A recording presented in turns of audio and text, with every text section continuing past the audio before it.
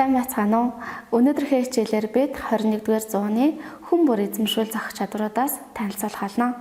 Чадвар гэдэг нь бидний маш сайн гүйцэтгэж чаддаг зүйлийг чадвар гэж нэрлэдэг.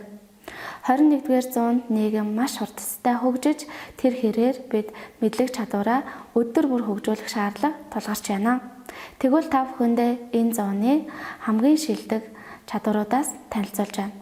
Үүнд харилцах чадвар, өөрийгөө урамшуулах чадвар, багаар ажиллах, хувийн манлайлалтай байх, асуудлыг шийдвэрлэх чадвар, шийдэмгий байх, цагийн менежменттэй байх, уян хатан байх зэрэг чадварууд багтаж байна. Тэгвэл бид эдгээр чадваруудаа яаж хөгжүүлж болох вэ? Нэгдүгээрт өөртөө үнэнч байх. Хоёрдугаарт өөртөө цаг гаргах.